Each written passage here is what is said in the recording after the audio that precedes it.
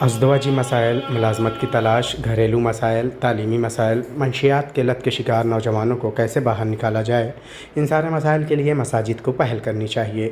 مساجد صرف عبادت کے لیے ہی مختص نہیں ہونی چاہیے، یہ بات جامع مسجد ممبئی میں قائم دارالفتہ کے سربراہ مفتی اشفاق قاضی نے کہی ہے۔ مثلاً یہ کہ کاؤنسلنگ سینٹر ہے، بہت سارے مسائل ہیں، نوجوان بچے تعلیم کے اعتبار سے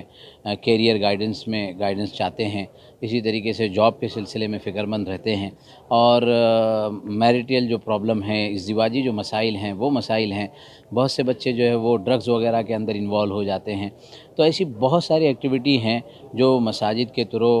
ہونی چاہیے اور لوگوں کو اس سے راحت ملنی چاہیے۔ کہ ایک محدود دائرے میں، جیسے ہم ہندوستان میں رہتے ہیں تو مسلم پرسنل لا ہمارا جو ہے ایک بنیادی ہے، باقی جو ہے حکومتی قوانین ہیں، حکومتی ضابطے ہیں، وہ اپنی جگہ پر ہیں۔ لیکن جو رفاہی اور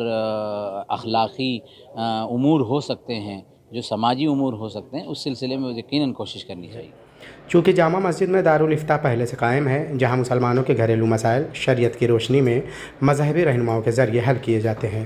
اب جامع مسجد کے دارالفتہ نے اس سے ایک قدم آگے بڑھ کر مسلم نوجوانوں کو منشیات کی زد سے کیسے بچایا جائے، اس کے لیے کمیونٹی سینٹر قائم کیا ہے، جس کا جلد ہی افتتاح کیا جائے گا۔ اس مسجد نے جس طرح سے معاشرے کے مسائل کو محسوس کیا اور مساجد کی ایک الگ شناخت بنائی، اگر اسی طرز پر دوسری مساجد میں عبادت کے علاوہ معاشرے کے مسائل کو حل کرنے کے لیے مراکز قائم کیے جائیں تو اس سے معاشرے کی اصلاح ہوگی۔ جو مساجد صرف نماز پڑھنے کے لیے مختص ہے، وہاں معاشرے کی فلاح و بہبود کے بارے میں سوچا جائے تو ملت کے مسائل حل کرنے میں مساجد میل کا پتھر ثابت ہوں گی،